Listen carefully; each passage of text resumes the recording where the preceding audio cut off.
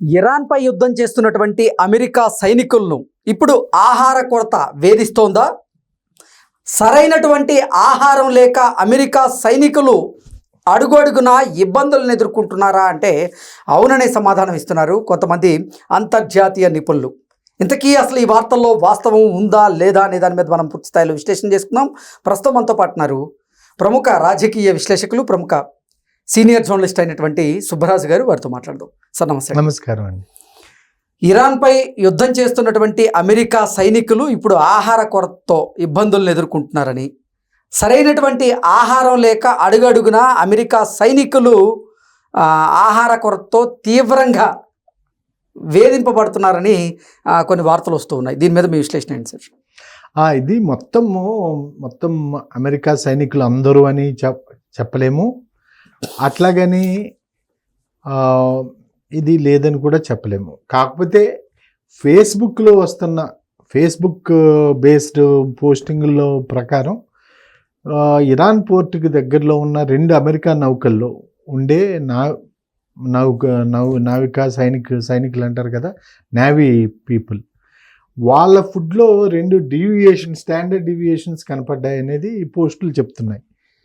ఆ 2 షిప్స్లోని ఒకటి ఏంటంటే క్వాంటిటీ తక్కువ ఉన్నది, 2 మెనూ కూడా అన్నీ ఉండాల్సినవి అన్నీ లేవు. ఒకటి క్వాంటిటీ తక్కువ, రెండోదేమో ఏదో మినిమం 4 ఐటమ్స్ తోటి వాళ్ళకి ఫుడ్ పెడుతున్నారు. అవి సఫిషియెంట్గా ఆకలితో ఉంటున్నట్టుగా, అది సరిపోనట్టుగా ఆ పోస్టులను బట్టి ఇతరులు వాళ్ళ ఫ్యామిలీ మెంబర్స్ వాళ్ళు రెస్పాండ్ అవుతున్నారు.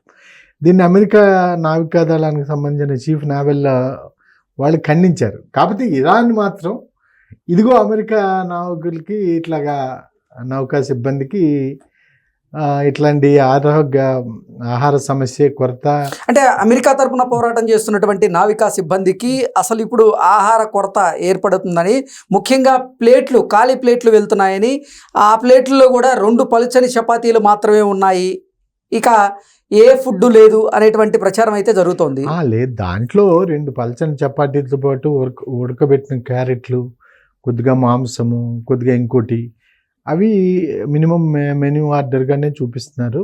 అవి ఒకటి. రెండోది కీలకం ఏంటంటే యుద్ధ రంగంలో యునైటెడ్ స్టేట్స్ యుఎస్ పోస్ట్స్ ఉంటుంది.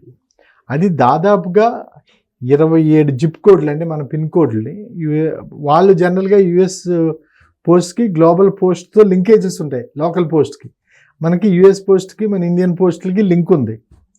అవి కొరియర్ పార్సిల్ లాగా పంపించేస్తాయి ఇండియన్ పోస్ట్కి. ఇండియన్ పోస్ట్ మనం ఎక్కడ పడితే వాళ్ళు ఉంటే వాళ్ళు.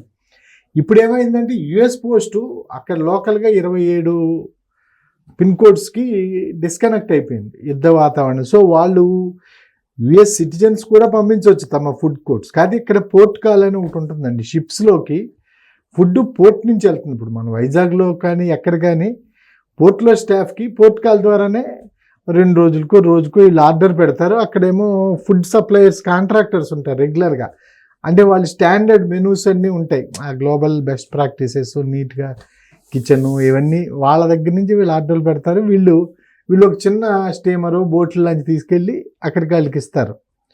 ఆ పోర్ట్ కాల్స్ ఇప్పుడు కట్ అయిపోయినాయి హార్మోజ్ వల్ల. సో అక్కడ పోర్ట్ నుంచి లోపలికి వెళ్ళడానికి లేదు, ఆల్రెడీ ఎగ్జిస్టింగ్ ఏవో కొన్ని ఉంటాయి, వాటితోటే ఈ పోర్ట్ కాల్స్ నంబరు తగ్గింది. ఇంతకుముందు 3 డేస్కో 2 డేస్కో ఉన్నాయి, ఇప్పుడు 1 వీక్ అట్లా.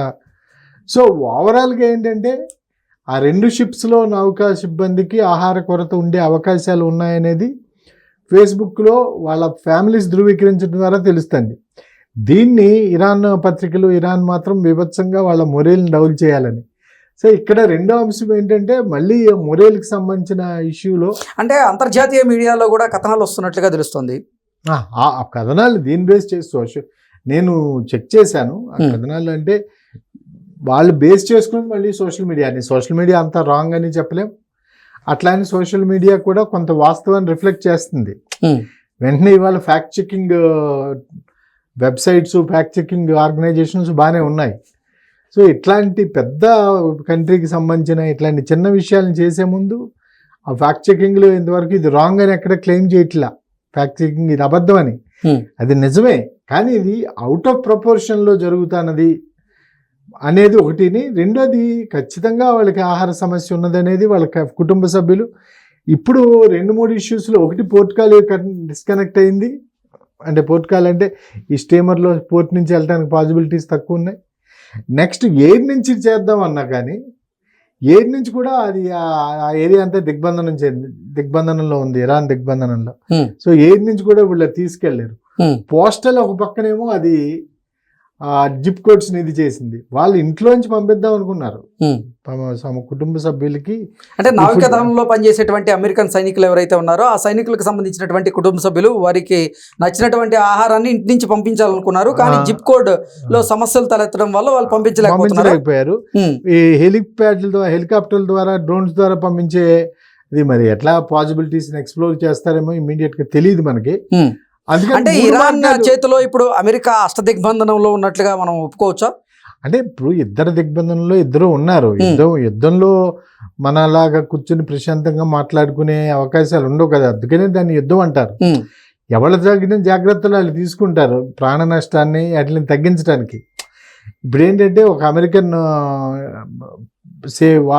అగ్రరాజ్యంగా పిలువబడేటువంటి అమెరికాకి చెందినటువంటి సైనిక దళాలు ఇప్పుడు అసలు ఇరాన్ చేతిలో ఇలా ఉక్కిరిబిక్కిరి అవుతున్నాయి అంటే అది నిజంగా ఓడిపోయిన దాంతో ఓటమితో సమానంగా చూడొచ్చు అంటారా? అట్లాగా అది ఎక్స్ట్రీమ్ కమెంట్. ఇప్పుడు ఇద్దరి మధ్యలో మృతుల సంఖ్య చూస్తే తేడా, వీళ్ళు 700 చిల్లర ఉంది ఇరాన్లో, వాళ్ళు 10 మంది ఎంతమంది చనిపోయారు అమెరికన్స్. దాన్ని బట్టి ఇంకో లెక్కలు కూడా వస్తాయి కదా. సో ఒకటి ఏంటంటే మనము ప్రతిదాన్ని భూతద్దంతో చూడటం అనేది కరెక్ట్ కాదనేది. రెండోది సమస్య ఉండకుండా ఉంటుందని నేను అనుకోవట్లేదు, ఖచ్చితంగా అది సమస్య. ఆ సమస్యని అక్కడ ఎవరున్నా యుద్ధ రంగంలో ఉండేదానికి కొన్ని ప్రొఫెషనల్ హజార్డ్స్ అంటాను, వృత్తిపరమైనటువంటి ప్రొఫెషనల్ హజార్డ్ని ఏమంటాం, ఇప్పుడు ఫైర్ ఇంజిన్ వాడికి ఎంతో కొంత కాలుతుంది అనేది వృత్తిపరమైన హజార్డ్. జర్నలిస్టులకి ఎక్కడో చోట అటాక్ జరగడానికి అవకాశం ఉందనేది వృత్తిపరమైనటువంటి హజార్డ్, అంటే ప్రమాదం, వృత్తి ప్రమాదాలు అనొచ్చు దీన్ని మనం. సో ఇది వృత్తి ప్రమాదమే, మనం మిలిటరీ కాదు, ఎవరికైనా వృత్తి ప్రమాదాలు. ఇప్పుడు డాక్టర్కి ఉంది, డాక్టర్ కొన్ని జబ్బులు అంటుకోవడానికి వృత్తి ప్రమాదం ఉంటుంది.